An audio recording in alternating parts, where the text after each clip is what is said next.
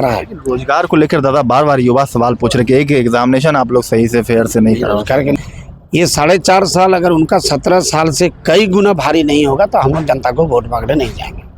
देश के पैमाने में अगर एक एक योजना को हम लोग डिस्कस करेंगे तो झारखंड में जो योजना हमारे माननीय मुख्यमंत्री शुरू की है ये देश का कहीं भी नहीं है।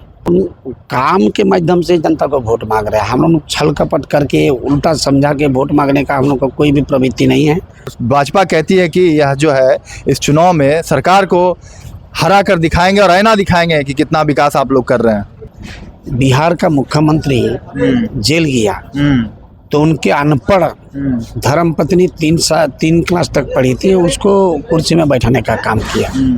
केजरीवाल जेल किया तो उन्होंने जेल से ही मंत्रालय को चलाने का काम किया है।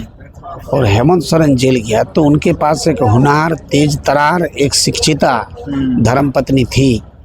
उनके पास अपना भाई था लेकिन वो ना अपना धर्मपत्नी को मुख्यमंत्री बनाया ना अपना भाई को मुख्यमंत्री बनाया। वो झारखंड आंदोलन में गुरुजी के साथ साथ जो चला था उनको मुख्यमंत्री बनाने का काम किया। तो घाटशिला उपचुनाव में पूरी तरीके से जो है तस्वीरें दिख रही है किस तरीके से। आप देखिए कि हमारे साथ चुनाव प्रचार में इस वक्त बहरागोड़ा से विधायक झारखंड मुक्ति मोर्चा के समीर मोहंती मौजूद है। समीर दा, कैसा रुझान है? सभी को जिम्मेदारी दी गई है, आप लोगों को कैसा रहेगा इस बार का यह चुनाव उपचुनाव? और भाजपा कहती है कि यह जो है इस चुनाव में सरकार को हरा कर दिखाएंगे और आईना दिखाएंगे कि कितना विकास आप लोग कर रहे हैं। देखिए, बात ऐसा है कि जिम्मेदारी तो हम लोग हमेशा लेके ही घूम रहे हैं। समाज का काम में जब निकले हैं तो तभी से हम लोग एक जिम्मेदारी ले ली है और हम लोग का ये रूटीन प्रोग्राम है। हम लोग अलग से कोई प्रोग्राम नहीं कर रहे हैं। रहा बात चुनाव का तो निश्चित रूप से विधानसभा के लोग सिर्फ और सिर्फ 11 तारीख का इंतजार कर रहा है। पूरे क्षेत्र का माहौल भी आपको मालूम है कि क्यों हम पहले भी बोले कि झारखंड मुक्ति मोर्चा के साथ एक शानदार अतीत है, एक बेहद खूबसूरत वर्तमान है। अतीत ये है कि हम लड़ाई करके संघर्ष करके प्लानों का बलिदान देके झारखंड अलग राज्य किए हैं। वर्तमान ये है कि पूरे देश के पैमाने में अगर एक एक योजना को हम लोग डिस्कस करेंगे तो झारखंड में जो योजना हमारे माननीय मुख्यमंत्री शुरू की है ये देश का कहीं भी नहीं है।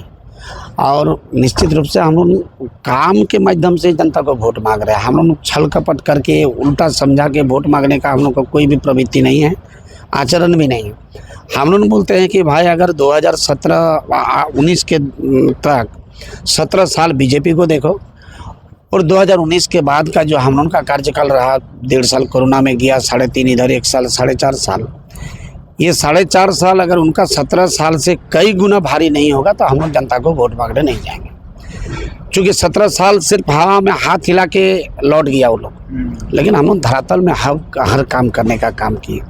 17 साल तक 70 साल, 80 साल, 90 साल का बूढ़ा बूढ़ी को पेंशन तक नहीं दे पाया, बीपीएल के अंदर सीमित कर दिया।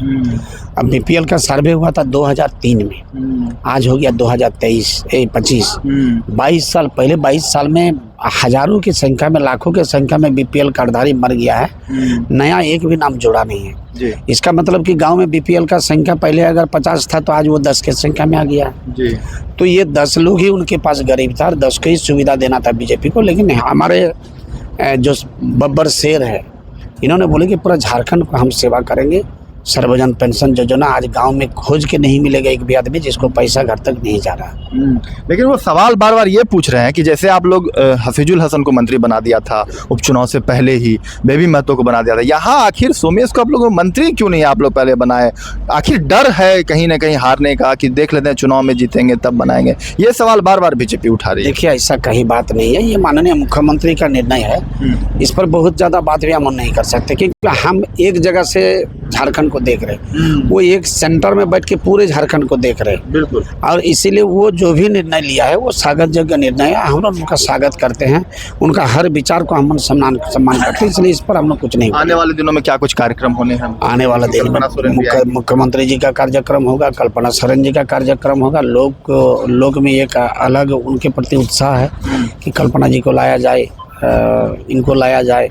आज एक चीज देखिए, हेमंत सोरेन एक विचारधारा है। रोजगार को लेकर दादा बार बार युवा सवाल पूछ रहे कि एक एग्जामिनेशन आप लोग सही से फेयर से नहीं कर रहे। रोजगार के लिए भी टीचर का बहाली हुआ है, अभी फिर रोजगार का स्रोत में हम लोग बहुत सारे वैकेंसी निकाला जा रहा है।